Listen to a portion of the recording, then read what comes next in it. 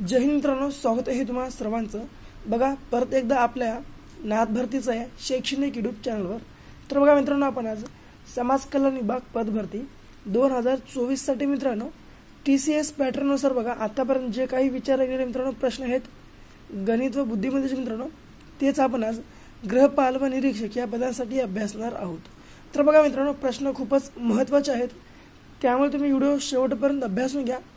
आणि नवीन असाल आपल्या चॅनलवर आताच बघा आपल्या चॅनलला तुम्ही सबस्क्राइब मात्र करून घ्या। तर बघा मित्रांनो, पहिला प्रश्न कशा प्रकारचा आहे। एका परीक्षेत 60% विद्यार्थी गणितात उत्तीर्ण झाले, 70% विद्यार्थी बुद्धिमत्ता चाचणीत उत्तीर्ण झाले व 28% विद्यार्थी दोन्ही विषयात उत्तीर्ण झाले, तर एकूण किती टक्के विद्यार्थी अनुत्तीर्ण झाले असतील असा प्रश्न या ठिकाणी बघा आपल्याला विचारण्यात आलेला आहे। तर बघा या प्रश्नाचा आपण योग्य आन्सर बघा मित्रांनो कशा प्रकारे काढू शकतो। तर बघा लक्षामध्ये घ्या, 60% विद्यार्थी मित्रांनो गणितामध्ये उत्तीर्ण झालेत, तर एकूण अनुत्तीर्ण किती झालेत बघा। जर गणित काढून बघा आपण गणितामध्ये जर मित्रांनो 60% जर विद्यार्थी मित्रांनो उत्तीर्ण झाले असतील, तर अनुत्तीर्ण मित्रांनो किती 40% झाले असतील बघा। अनुत्तीर्ण 40%। पुढे बुद्धिमत्ता चाचणीमध्ये मित्रांनो 28%, किती बुद्धिमत्ता चाचणीमध्ये 70% विद्यार्थी उत्तीर्ण झालेत। तर बघा या ठिकाणी आपण बुद्धिमत्ता सुद्धा घेऊन टाकू। तर बघा मित्रांनो, बुद्धिमत्ता चाचणीमध्ये एकूण 70% विद्यार्थी मित्रांनो उत्तीर्ण झालेत, म्हणजेच 100 मधून 70 गेले मित्रांनो, उरले किती 30% विद्यार्थी अनुत्तीर्ण झालेत। असे मित्रांनो दोन्ही विषयामध्ये एकूण किती, तर बघा असे दोन्ही विषयामध्ये एकूण किती 28% विद्यार्थी जे आहेत मित्रांनो ते उत्तीर्ण झाले आहेत, तर एकूण किती टक्के विद्यार्थी मित्रांनो अनुत्तीर्ण झालेत असा आपल्याला प्रश्न विचारला। जर या दोन्हींची आपण बेरीज करून घेऊ बघा आता सरळ, हे 40% प्लस हे 30%, आता झाले किती मित्रांनो एकूण 70%। या जर आपण 70%मधून हे 28% मायनस केले, आपल्या प्रश्नाचे योग्य आन्सर या ठिकाणी आपल्याला भेटून जाते। 70 मध्ये जर मित्रांनो आपण मायनस 28 केले, तर मित्रांनो बघा या ठिकाणी आपल्याला मिळतात 42%। 42% या ठिकाणी बघा आपल्या प्रश्नाचे योग्य आन्सर आहे बघा। पर्याय क्रमांक क 42% आपल्या प्रश्नाचे योग्य आन्सर या ठिकाणी असणार आहे। पुढे बघा प्रश्न क्रमांक दुसरा, बघा हा प्रश्न काय म्हणतोय। 3 व्यक्तींच्या वयांची सरासरी 24 वर्ष असून त्यांच्या वयाचे गुणोत्तर 2:3, 3:7 प्रमाणात आहे, तर त्यापैकी सर्वात लहान व्यक्तीचे वय किती असा प्रश्न या ठिकाणी बघा आपल्याला विचारण्यात आलेला आहे। तर बघा मित्रांनो 3 व्यक्ती आहेत, त्या व्यक्तींच्या वयांची एकूण सरासरी 24 वर्ष आहे, त्यांच्या वयाचे गुणोत्तर 2:3, 3:7 प्रमाणात आहे, तर त्यापैकी सर्वात लहान व्यक्तीचं वय बघा या ठिकाणी आपल्याला विचारलंय। तर बघा मित्रांनो अशा प्रकारचा तुम्हाला प्रश्न विचारला, तुम्ही दुसरं तिसरं काहीच करू नका, सरळ मित्रांनो एकूण त्यांची सरासरी किती आहे बघा 24 आहे, 24 घ्या। या 24च्या छेदामध्ये त्यांचं प्रमाण किती आहे बघा 2 + 3 + 7, या सर्व प्रमाणांची आपण बेरीज करून घ्या सरळ, किती 3 आणि 7 मित्रांनो झाले किती 10, 10 आणि 2 हे झाले किती 12। सरळ या 12 नाही मित्रांनो, या 12 ने 24 ला भागून टाका। आता बघा 12 × 1 = 12, 12 × 2 = 24, किती मिळणार आपल्याला इथे या ठिकाणी मित्रांनो एकूण 2 जे आहे या ठिकाणी उत्तर मिळालं, परंतु या 2 आपल्या प्रश्नाच्या या ठिकाणी योग्य आन्सर नाही। तर आपल्याला या ठिकाणी मेन प्रश्न काय विचारला, तर लहान व्यक्तीचे वय किती विचारले। तर बघा मित्रांनो लहान व्यक्तीचे वय काढण्यासाठी आपल्याला या ठिकाणी कशा प्रकारे समोरची प्रोसेस करून घ्यायची आहे। तर बघा मित्रांनो समोरची प्रोसेस या ठिकाणी आपण कशा प्रकारे करून घेऊ शकतो। तर बघा आता सरळ आपण काय इथं प्रोसेस जे आहे बघा लावू शकतो ती। तर सरळ बघा आता थोडंसं 1 मिनिट मित्रांनो, इथं थोडीशी बघा जी आपली स्टेप आहे ती स्टेप इथं चुकली, त्यामुळे आपण इथं परत एकदा बघा आपण हे जे गणित आहे ते गणित आपण परत एकदा या ठिकाणी मांडून घेऊ मित्रांनो। तर बघा मित्रांनो असा जर तुम्हाला आता प्रश्न विचारला, तर थोडीशी मित्रांनो चूक वगैरे झाली होती, त्यामुळे आपला थोडंसं जे आन्सर आहे ते चुकीचं येत होतं, त्यामुळे आपण आता दुसरी तुम्हाला सांगून टाकायची दुसरी पद्धत। तर बघा या ठिकाणी आपल्याला कशा प्रकारे सोडवायचं आहे। तर सरळ मित्रांनो हे जे 2, 3, 7 आहेत या सर्वांना आपण 2 + 3 + 7 अशा प्रमाणे जे आपण या ठिकाणी घेऊन टाकू। मग पुन्हा बघा छेदामध्ये एकूण मित्रांनो वरी किती अंक आहेत 1, 2, 3 आहेत, म्हणून याच्या छेदामध्ये आपण 3 घेऊन टाकू आणि बरोबर एकूण किती सरासरी आहे याची 24, म्हणजे याचं बरोबर 24 घेऊन टाकू। तर आता बघा मित्रांनो या ठिकाणी आपल्याला कशा प्रकारे करता येते, हे जे मित्रांनो बरोबर 24ला 24 मित्रांनो जसं तसे आहे सरळ. हे जे 3 मित्रांनो छेदामध्ये आहे, छेदामध्ये भागाकार, तेवर येऊन मित्रांनो होईल कशामध्ये गुणाकारामध्ये. सरळ 3 गुणाकारामध्ये हे मध्ये आले 24 आणि या सर्वांची बेरीज किती बघा 3 आणि 7 झाले किती 10, 10 आणि 2 हे 12, हे 12 आले मित्रांनो अंशाच्या छेदामध्ये. आता बघा 12 एके 12, 12 दोन्ही 24, 3 दोन्ही मित्रांनो 6 आणि सर्वात छोट्या वयाचं वय विचारलंय त्यामुळे एकूण इथं छोटं प्रमाण कोणतं आहे गुणोत्तर तर 2 आहे. सरळ 6 गुणिले 2 केलं झालं किती 6 दोन्ही 12. आपल्या प्रश्नाचे योग्य आन्सर या ठिकाणी बघा पर्याय क्रमांक ब 12 वर्ष या ठिकाणी आपल्या प्रश्नाचे योग्य आन्सर असणार आहे. पुढे बघा प्रश्न क्रमांक 3. चौरसाची बाजू 20% वाढवली तर क्षेत्रफळात कितीने वाढ होईल असा प्रश्न बघा या ठिकाणी आपल्याला विचारलेला आहे. तर बघा मित्रांनो एका चौरसाची जर बाजू 20% वाढवली तर त्याच्या क्षेत्रफळात कितीने वाढ होईल. तर मित्रांनो लक्षामध्ये घ्या जर असा क्षेत्रफळाचा प्रश्न विचारला तर बघा या ठिकाणी मित्रांनो बाजूचा वर्गानुसार आपल्याला या प्रश्नाचे योग्य आन्सर या ठिकाणी काढायचे असते. तर बघा मित्रांनो मेन म्हणजे प्रत्येका कोणताही चौरस असो मित्रांनो त्याची जे मेन बाजू असते ती 100% असते म्हणून आपण या ठिकाणी सर्वप्रथम 100% घेऊन टाकू आणि याच्या गुणाकारामध्ये मित्रांनो बघा आपल्याला बाजूचा वर्ग म्हणलाय त्यामुळे आपल्याला या 100 मध्ये हे वरचे जे 20% आहेत हे प्लस करून घ्यावे लागतील. सरळ जर हे 20 केलं झालं किती 120 गुणाच्या गुणाकारामध्ये 120% छेदामध्ये टक्क्यांच्या खाली 100%. या ठिकाणी बघा वर्ग म्हणलाय त्यामुळे आपण याला गुणाकारामध्ये 2 बार 120% घेऊन टाकू. एकदा जरी आपण याच्या खाली सरळ 240% घेतलं असतं तर जमलं असतं. मग पुन्हा याच्या खाली 240च्या खाली 200% घ्यावं लागलं असतं कारण या ठिकाणी 1000 झाला असता. तर बघा आता सरळ 120ला या ठिकाणी सुद्धा 120% आणि छेदामध्ये या ठिकाणी आता 100. आता बघा मित्रांनो कशा प्रकारे आपल्याला या ठिकाणी प्रश्न सोडवायचा आहे. सरळ हे 100 कट झालं, हा एक 0 कट, हा एक 0 कट, हा एक 0 कट, हा एक 0 कट. सरळ तर बघा 12 गुणिले 12 जर केलं 12 गुणिले जर 12 मित्रांनो केलं तर आलं किती मित्रांनो 144. परंतु हे आपलं फायनल उत्तर नाही. आता मित्रांनो या 144%मधून आपल्याला हे सुरुवातीचे 100% मायनस करावे लागतील. जर हे सुरुवातीचे आपण 100% मायनस केले उरले किती 44% आपल्या प्रश्नाचे योग्य आन्सर असणार आहे. बघा पर्याय क्रमांक क आपल्या प्रश्नाचे या ठिकाणी योग्य आन्सर असणार आहे. तुम्हाला लक्षामध्ये ठेवायचं आहे. पुढे बघा चौथा प्रश्न कशा स्वरूपाचा आहे.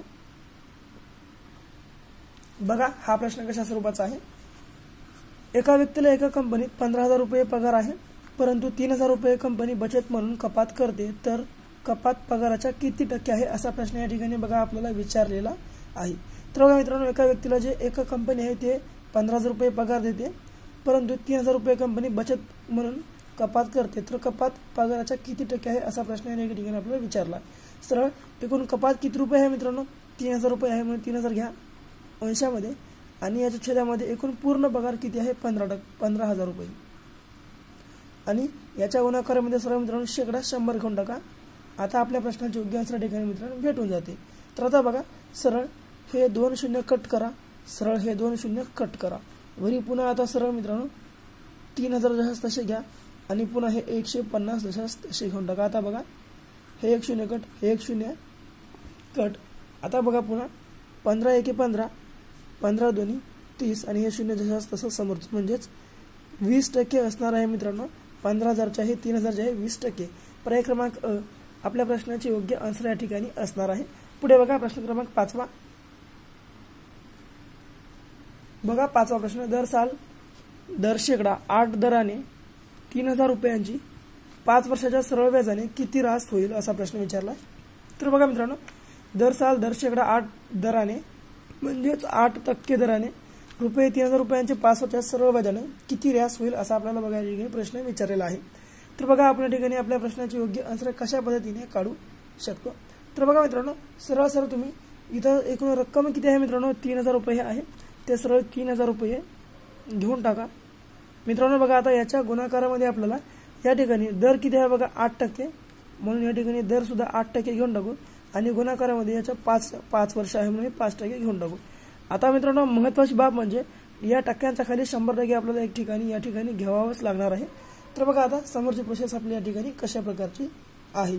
तर बघा सरळ हे 1 शून्य कट करा, हे 1 शून्य कट करा, असे वरचे 2 शून्य कट करा. सरळ आता आलं किती 30 गुणाकारामध्ये 8 पंचे 40 आलं, 8 पंचे 40. तर बघा मित्रांनो आता 8 पंचे 40 झालं. सरळ आता 3 एक 3, 3 चौक 12 आणि हे समोरचे 2 शून्य जशास तसे. मिळालं किती आपल्या ठिकाणी 1200. तर आता 1200 हे आपल्या प्रश्नाचे शेवटचं आन्सर नाही मित्रांनो. बघा या ठिकाणी आपलं 1200 हे जे आहे आपल्या पर्यायामध्ये नाही, त्यामुळे तुम्हाला सोपं वाटेल थोडा, परंतु परीक्षेमध्ये तुम्हाला हे 1200 सुद्धा पर्याय येईल आणि त्या ठिकाणी जास्तीत जास्त 1200 करून आपल्या प्रश्नाचं आन्सर चुकवतात. तर बघा मित्रांनो थोडक्यासाठी तुम्ही प्रश्न त्या ठिकाणी चुकवू नका.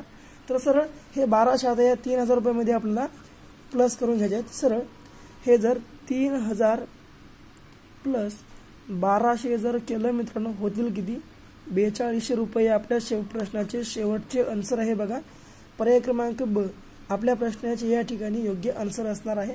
पुढे बघा आता 6वा प्रश्न कशा स्वरूपाचा आहे बघा मित्रांनो. 6वा प्रश्न. तर बघा मित्रांनो महत्त्वाचं म्हणजे आपला आतापर्यंत तुम्ही टेलिग्राम चॅनल वगैरे जर तुम्ही जॉईन केलं नसेल जॉईन करून घ्या. त्यावर तुम्हाला महत्त्वाचे मित्रांनो अपडेट वगैरे तुम्हाला दररोज मिळत असतात. टेलिग्रामचे मित्रांनो लिंक जे आहे तुम्हाला मी खाली डिस्क्रिप्शन बॉक्समध्ये दिलेली आहे, त्यातून तुम्ही मित्रांनो आपले टेलिग्राम चॅनल जे आहे तुम्ही जॉईन करू शकता. आणि मित्रांनो तुम्हाला जर आपलं सेशन व्हिडिओ वगैरे आवडत असेल तर आपल्या व्हिडिओला मित्रांनो लाईक करत चला, कारण बघा मित्रांनो आमच्यासारख्या क्रिएटरला तुमच्या लाईक आणि एका सबस्क्राईबमुळे बघा प्रोत्साहन मिळत असतं. त्यामुळे तुम्ही मित्रांनो लाईक आणि आपल्या चॅनलला सबस्क्राईब मात्र करत चला. बघा प्रश्न कशा स्वरूपाचा आहे. एका व्यापाऱ्याला 5000 रुपयाच्या वस्तू विकल्यावर 100% नफा झाल्यास किती वस्तू इथं थोडासा प्रश्न मित्रांनो चुकीचा पडला वाटते. बघा एका व्यापाऱ्याला 5000 रुपयाच्या वस्तू विकल्यावर 100% नफा झाला तर वस्तू किती रुपयात खरेदी केली असेल. तर बघा मित्रांनो तर काय प्रश्न कशा स्वरूपाचा आहे. एका व्यापाऱ्याला 5000 रुपयाच्या वस्तू विकल्यावर 100 रुपये नफा झाला मित्रांनो, 100 रुपये नफा झाला तर त्या वस्तूचे मित्रांनो मूळ खरेदी किंमत या ठिकाणी आपल्याला विचारली आहे. तर बघा जर मित्रांनो खरेदी किंमत x असेल मानले आपण उदाहरणार्थ तर 100% नफा व्हावा म्हणजे मित्रांनो सरळ या 5000 रुपयाची निंपट असणार, म्हणजे 5000 ची निंपट मित्रांनो झाली किती 2500. तर किती 2500 म्हणजेच पर्याय क्रमांक ब आपल्या प्रश्नाचे या ठिकाणी योग्य आन्सर बघा असणार आहे. ते सुद्धा तुम्हाला मी कशा प्रकारे काढायचं आहे एक बार तुम्हाला मी काढून दाखवून टाकतो मित्रांनो. तर बघा मित्रांनो या ठिकाणी आपल्याला कशा प्रकारे या प्रश्नाचे योग्य आन्सर काढता येते. तर बघा मित्रांनो एकूण जेव्हा 5000 रुपयाला त्या विक्रेत्याने वस्तू विकली तर त्याला 100% मित्रांनो जे आहे 100% नफा झाला आहे. म्हणजेच प्रत्येक वस्तूची पहिलेच मित्रांनो 100% किंमत असते, परंतु 100%ची परत 5000 रुपयाला वस्तू विकल्यामुळे त्याला प्लस 100% नफा झाला आहे. म्हणजेच एकूण झाले किती 200% जे आहे या ठिकाणी मित्रांनो फायदा झालेला आहे. तर बघा या ठिकाणी आता आपण टक्क्याच्या खाली एक बार 100% घेऊन टाकू. आता आपल्या प्रश्नाचे योग्य आन्सर ठिकाणी आपल्याला भेटून जाईल. सरळ हे 5000 याच्या गुणाकारामध्ये हे 100 आणि याच्या छेदामध्ये हे मित्रांनो आले किती 200 आडवा गुणाकार केल्यावर सरळ हे 1 शून्य कट, हे 1 शून्य कट, तर आले किती मित्रांनो इथे उरले 2 नजर 5000 ला भागले 2 दोन्ही 4 उरले किती 1 2 पंचे 10 समोरचे 2 शून्य जसे तसे आले किती 2500 आपल्या प्रश्नाचे योग्य आन्सर पर्याय क्रमांक ब या ठिकाणी असणार आहे. पुढे बघा प्रश्न क्रमांक 7वा कशा स्वरूपाचा आहे. 1 किलोमीटर म्हणजे किती सेंटीमीटर. तर बघा मित्रांनो 1 किलोमीटर म्हणजे किती सेंटीमीटर. तर मित्रांनो हे तुम्ही प्रश्न लक्षातच ठेवून घ्या. आता हे जे 2-3 प्रश्न आहेत हे प्रश्न तुम्ही करत वगैरे बसू नका, सरळ हे तुम्ही प्रश्न सर्व पाठ करून घ्या, कारण बघा पाठ केल्यावर अशा प्रश्नाच्या ठिकाणी तुमचा टाइम वाचतो. तर 1 किलोमीटर म्हणजे मित्रांनो किती सेंटीमीटर. तर लक्षामध्ये घ्या मित्रांनो 1 किलोमीटर म्हणजे किती सेंटीमीटर. तर 1 लाख सेंटीमीटर आहे. बघा 1 किलोमीटर म्हणजे 1 लाख सेंटीमीटर. म्हणजेच पर्याय क्रमांक ब आपल्या प्रश्नाचे या ठिकाणी योग्य आन्सर मित्रांनो असणार आहे. तर बघा मित्रांनो 1 मीटर म्हणजे मित्रांनो 100 सेंटीमीटर आहे. लक्षामध्ये घ्या 1 मीटर म्हणजे 100 सेंटीमीटर. म्हणजेच आपल्याला 1 लाख सेंटीमीटर म्हणजे मित्रांनो किती 1 किलोमीटर आहे. इतके तुम्हाला लक्षामध्ये ठेवायचं आहे. पुढे बघा आता अशाच प्रकारे 1 किती 50 किलोमीटर म्हणजे किती मीटर? तर बघा मित्रांनो, 50 किलोमीटर म्हणजे किती मीटर? तर तुम्ही लक्षामध्येच ठेवून घ्या. 50 किलोमीटर म्हणजे मित्रांनो 50,000 मीटर असणार आहे. बघा 50,000 मीटर, एक गोष्ट लक्षामध्ये असू द्या. 50 किलोमीटर. तर बघा मित्रांनो, 1 किलोमीटर म्हणजे मित्रांनो किती? 1000 मीटर आहे. लक्षामध्ये घ्या, 1000 मीटर.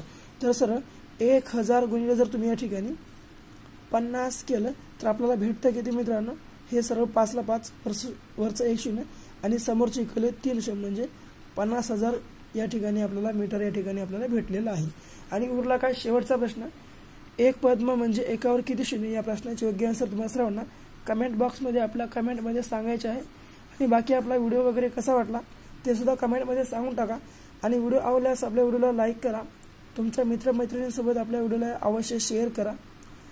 आपल्या चॅनलला आतापर्यंत सबस्क्राईब केलं नसेल, आताच आपल्या चॅनलला सबस्क्राईब करून घ्या.